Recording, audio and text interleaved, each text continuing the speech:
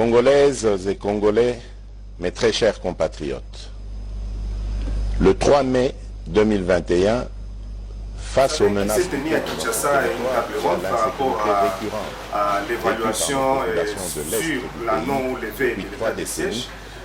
Je proclamais l'état de siège. Moi, je suis un acteur politique. Ce que moi j'attendais, c'est la décision du chef de l'État. Parce qu'après les travaux, les participants ont remis les conclusions ou les résultats des travaux au point de vue du Premier ministre. Et le Premier ministre nous a dit qu'il a soumis au chef de l'État. Ça a pris du temps, on était inquiets, on se disait est-ce que vraiment le président de la République il travaillait ou non. Ça, il a cassé ça. Alors ça nous a vraiment enchanté de voir que le président de la République est revenu sur la question et il s'est prononcé par rapport à la situation de l'état de siège. Le chef de l'État, il a donné une lueur d'espoir à la population congolaise. Mais ce discours n'a pas vraiment rencontré les préoccupations de la population. Donc c'est un discours qui n'a pas vraiment...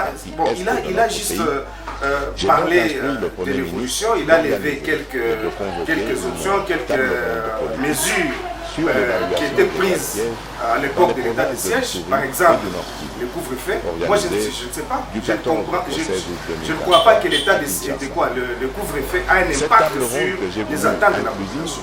S'il a dit qu'il a les arriérés de salaire des députés provinciaux seront payés, cela n'a aucun impact sur les attentes de la population. Donc le discours du chef de l'État n'a pas vraiment bougé les lignes sur les attentes de la population. La population attendait que le chef de l'État dise que l'état de siège est levé au Nord Kivu. C'est ce que la population attendait. Mais si le chef de l'État vient nous dire qu'il a, on a levé des mesures par rapport au couvre-feu, on va payer les salaires des différents participants ont travaillé d'arrache-pied. Qu'est-ce que cela a à voir avec la population? Est-ce que ces députés, quand ils sont payés, qu'est-ce qu'ils vont, ils vont donner de l'argent à tous ces déplacés qui sont à Kanyaruchi?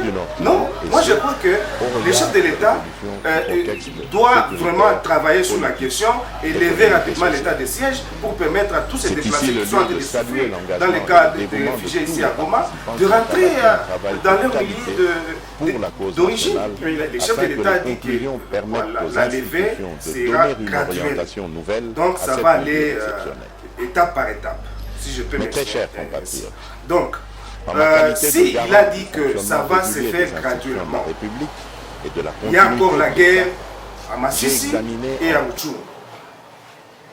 Qu'il fasse de tout son mieux pour appliquer sa mesure, parce que le ministre des Affaires étrangères, M. Christophe Lutundula, nous a dit qu'il avait donné, le gouvernement a donné un ultimatum à tous les groupes armés, surtout au M23, de dégager et de quitter les zones occupées.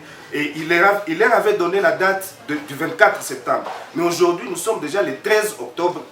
C'est vrai qu'il y a des avancées sur le terrain, mais nous ne voyons pas l'engagement de l'État congolais, du gouvernement congolais. Jusqu'à présent, on nous parle de Wazalendo. Est-ce que les Wazalendo, c'est l'armée congolaise ou ce sont les supplétifs des FARDC, on ne sait pas. Jusqu'à présent, les FARDC ne font que nous lancer des communiqués, dire que non, nous ne sommes plus engagés, ni de près, ni de loin par rapport à ce qui se passe sur le terrain. Maintenant, est-ce que le gouvernement est en train d'appliquer la mesure prise, l'ultimatum qu'il avait donné au M23? Est-ce que l'ultimatum, c'est ce qu'on est en train de voir avec le Wazalendo? Ou il y aura encore une autre opération après, ou bien à part, à côté de ce que les Wazalendo sont en train de faire? Moi, je suis fils de Goma, je suis la voix de Goma.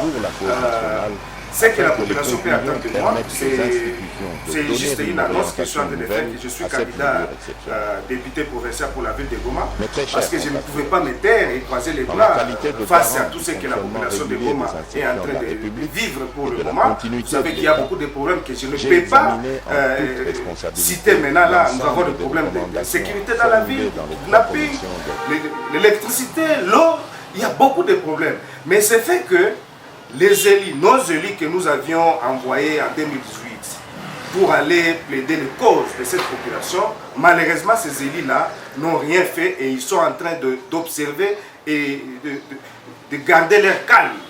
C'est pourquoi moi je me suis levé pour me porter candidat à la députation provinciale afin de défendre les causes, les problèmes de la population de Goma.